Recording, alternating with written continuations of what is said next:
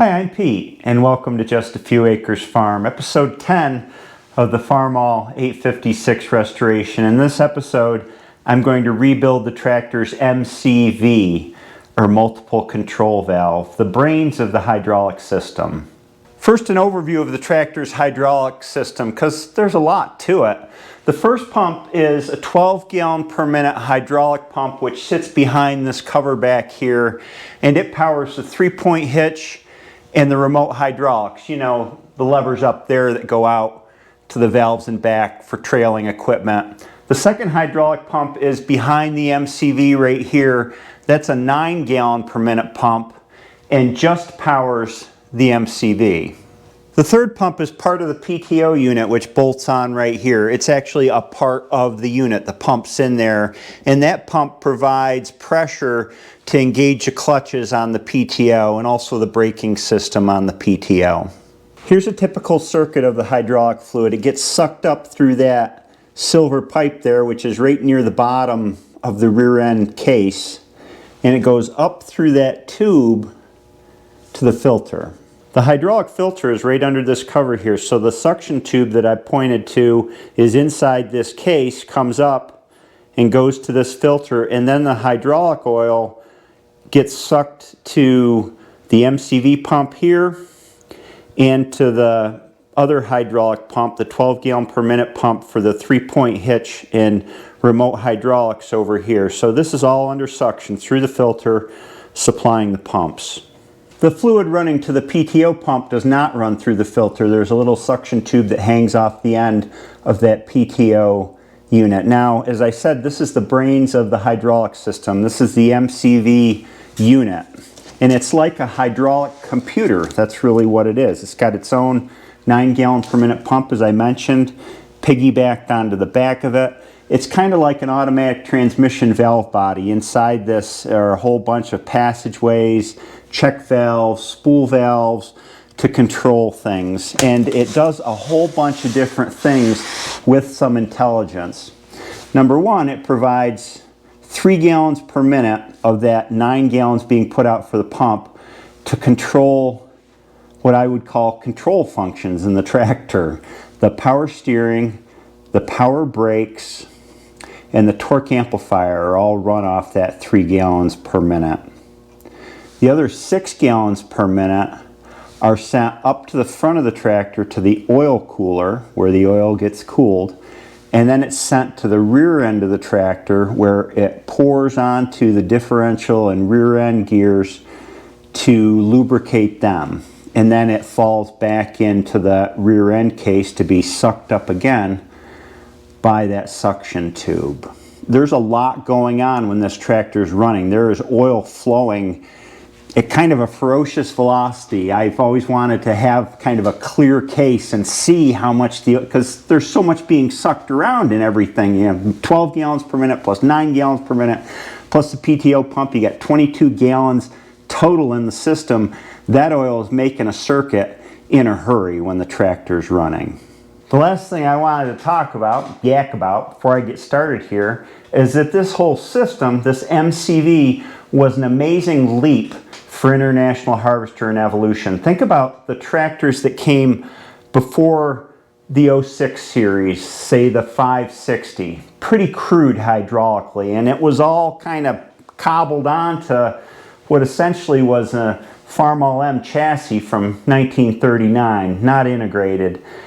When you hit the 706 and the 806, when those two tractors come out and the MCV is introduced, it's revolutionary. You have true power steering, true power brakes, a hydraulic TA, which was miles ahead of the old mechanical TAs.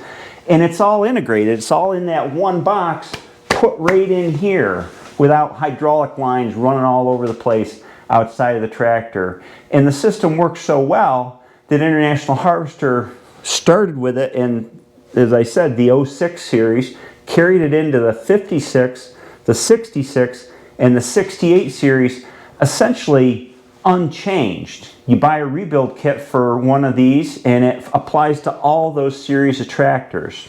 It's a great unit. It was miles ahead of what had come before it. I don't know. Maybe I should have been a salesman for International Harvester. Unfortunately, that ship sailed 40 years ago. First thing to come off is the pump.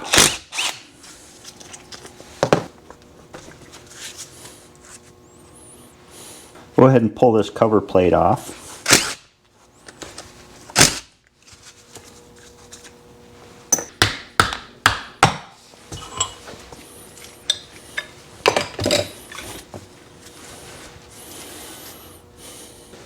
With it clamped up in the vise, I can start pulling all the guts out of it.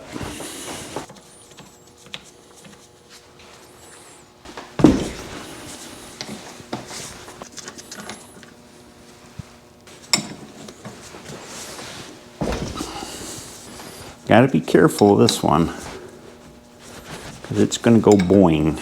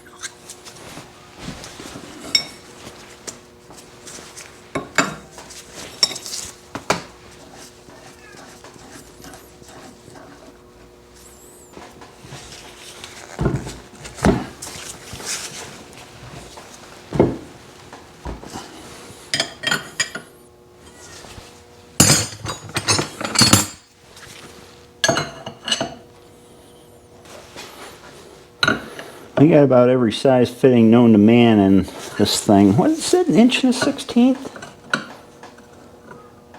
Really?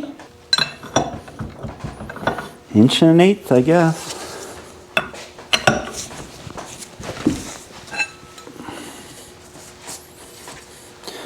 This is the TA spool valve that controls the TA. Yep.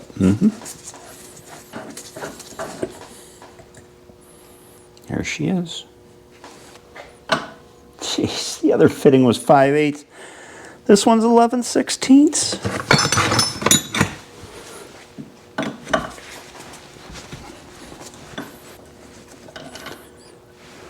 This one's a half. I guess that all just makes it, fortunately, easier to know where everything goes, because everything is a different size. And I think I got the outside of that stripped down.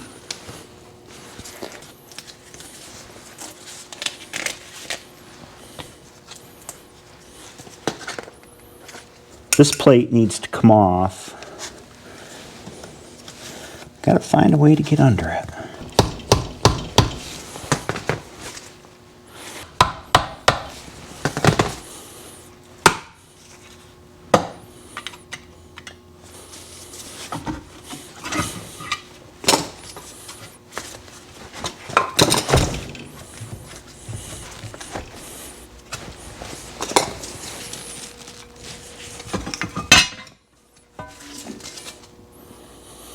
No blowouts in the gasket anywhere that I can see. Got to remember that O-ring there between the two, and that one too.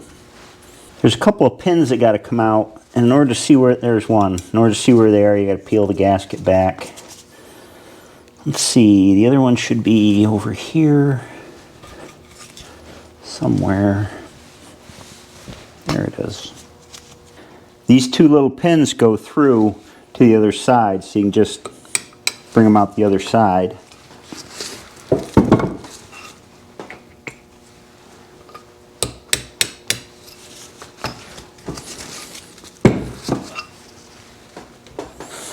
This one has some spring pressure on it. There we go. And then once you get the pins out, you can slide out the rest of the guts here.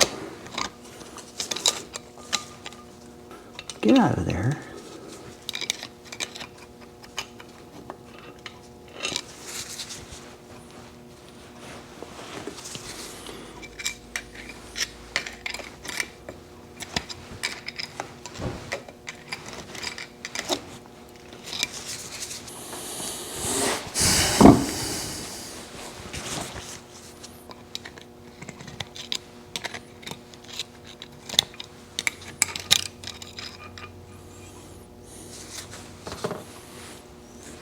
And finally, this guy needs to come out.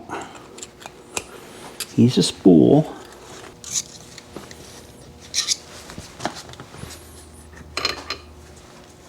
And finally, this pressure regulator in here needs to come out.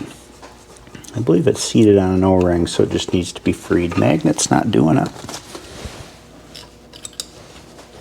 These are left over from the surgery I had to perform yesterday. Reach in there and grab onto it. Here are all the sizes of wrenches I needed to take it apart. And here are all the pieces. I keep track of things by bore, so they're lined up according to the holes that they came out of. And as always, I double check that against the parts book. This is my TA here. This is without torque amplifier, this is with torque amplifier. It gives me a good way to double check that I'm putting everything back together correctly. Now comes the fun part, cleaning off all the gaskets. Looks to me like somebody used copper spray a gasket on this one. You can see it on there a little bit.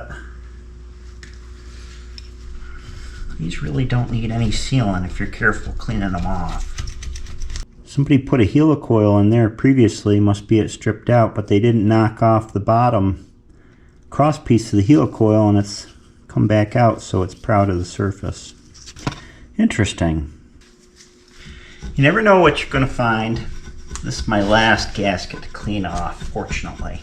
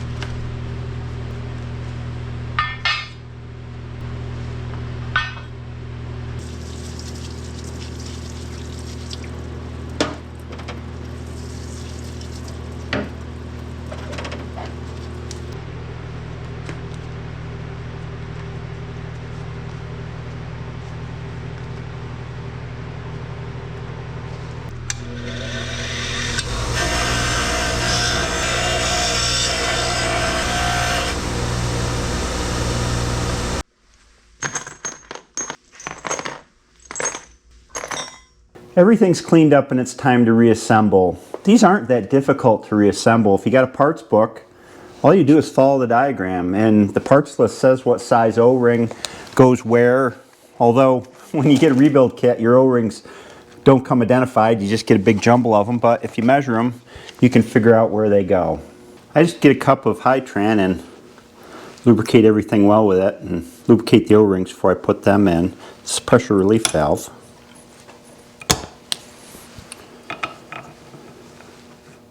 This is the fitting that goes out to the hydraulic clutch. Just a plug.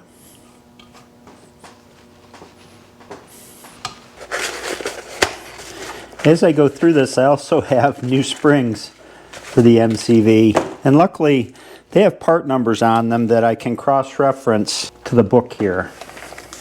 That makes it a bit easier.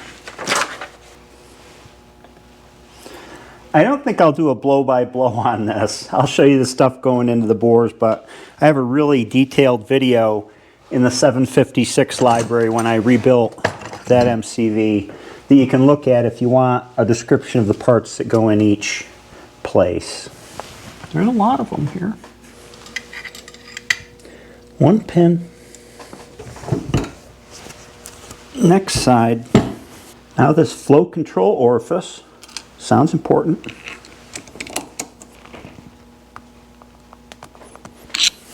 and a plug. Flow control valve.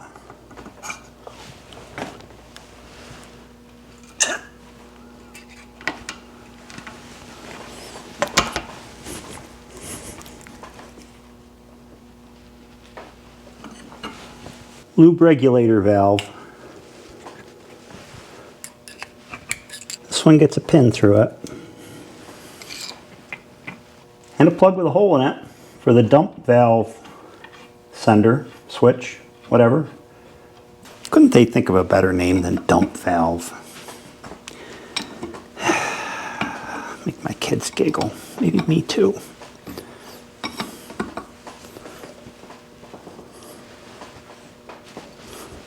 Always a good idea to get new springs. Look at the free length difference in those two. The pressure regulator valve goes in this hole and it's controlled by a spring within a spring. Yeah, I get them both in there.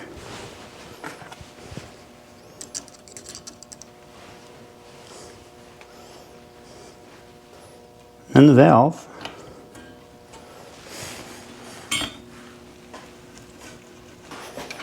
And this is the one that can go kerflooey.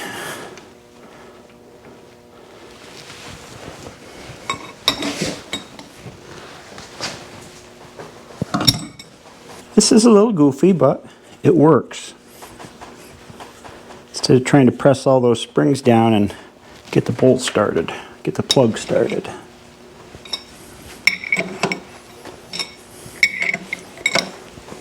This is a clutch dump valve. Some disassembly and reassembly is required. Comes apart like this. Spring. New spring. We're going to set this aside for a minute because this requires a new lip seal. New lip seal. Little guy.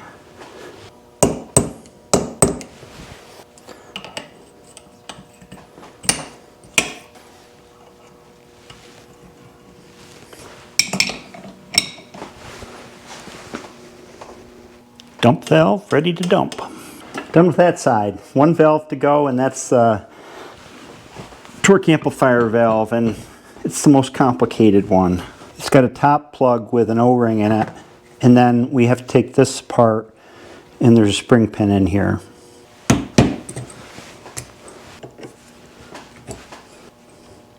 We had to get it apart to replace these two springs in here.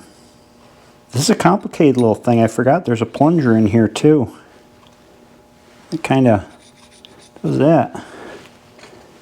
Anyway, these are two new springs. To put this back together, I used some small nuts in the end as a spacer to keep the plunger from having to put so much spring pressure on it. Get the hole to the pin lined up here so it's facing up, put the springs on. That up in there. And you got a sight for the hole here.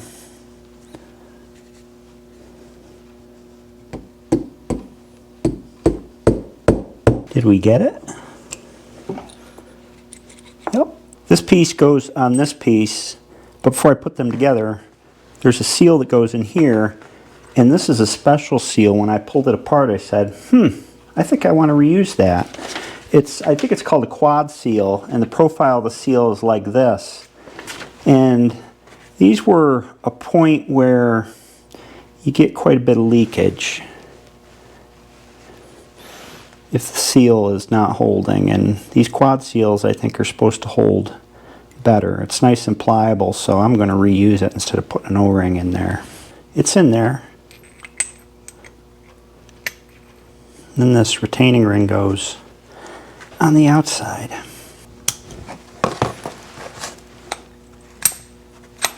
In she goes. Again, this is the torque amplifier control.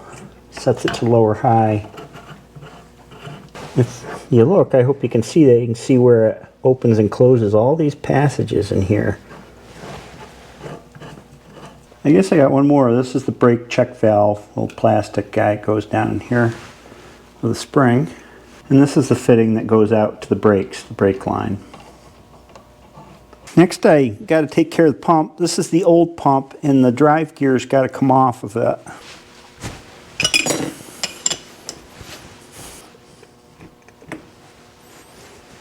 Here's my new pump.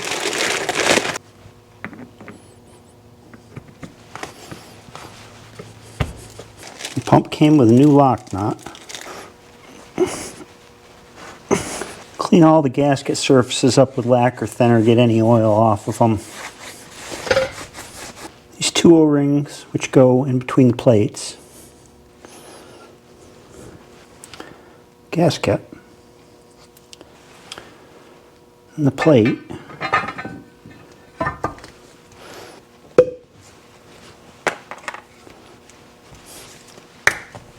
The pump came with new O-rings. This one's the pressurized port.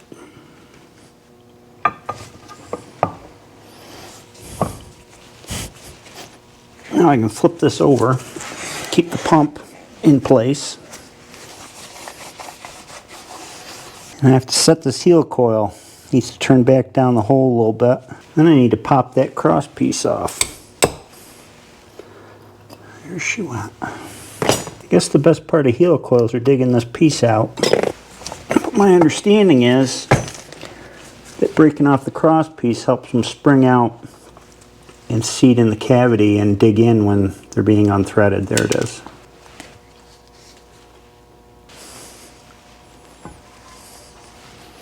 I'll put the pump bolts on first.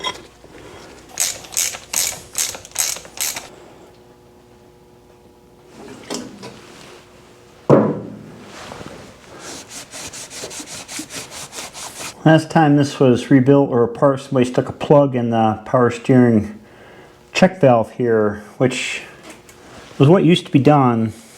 I don't like it. I'm going to try and take it out. Here it is. That is the plug. The seat in here looks okay, so I'm going to put in the check valve type that was originally in here before the plug was put in. It's got a little spring to hold it in place. I think folks would originally install these to prevent leak by in a low pressure situation while the tractor was running, but if you put that plug in there like there was, you can't steer the tractor if the engine shuts down. Say you're going down the road and that happens, you've lost your steering. So I like to have it in there. This is the power steering pressure port here. It gets an O-ring. It's the only O-ring that goes on the tractor right here. And I'm going to put one alignment dowel in to line everything up when I set it on.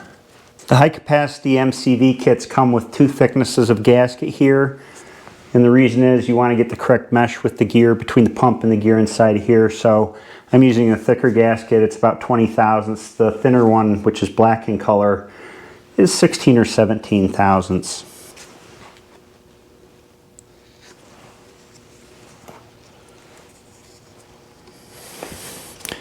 Well, I hope I got everything together correctly here.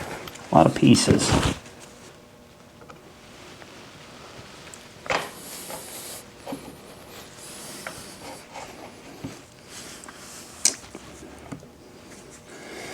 Gotta make sure that that spring doesn't bind up that I put in there.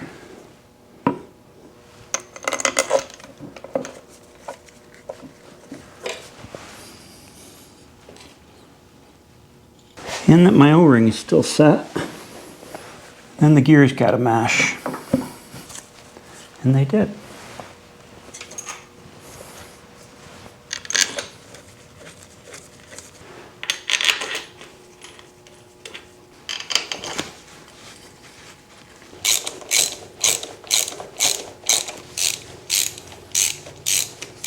These get tightened to 25 foot-pounds or 300 inch-pounds.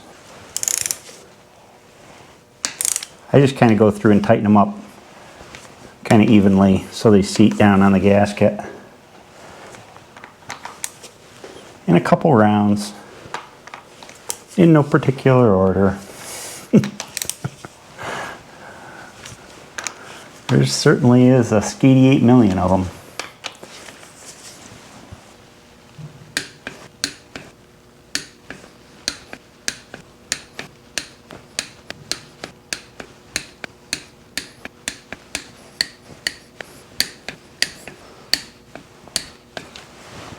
I'm going to plug up all the openings so that no dirt gets in. About a year ago, a viewer gave me this huge set of plugs. I don't know where they came from, but they sure are handy and I sure do appreciate it. There you have it, one rebuilt MCV. I don't think the MCV had that many hours on it since the last rebuild, but it seemed like the right thing to do to me with a rebuilt torque amplifier installed to do the MCV at the same time. That way, I know what I've got. What's happening next? Well, I can close up this mid case here, put the bottom on, transmission brake, get the top covers on. I got that new shifting shaft that was all worn out. We can put that in. Tear apart the PTO and see what it needs. I plan on rebuilding that, and tear the brakes apart and see what they need. That'll be happening in the next episode. I hope you enjoyed this one, and I'll see you next time.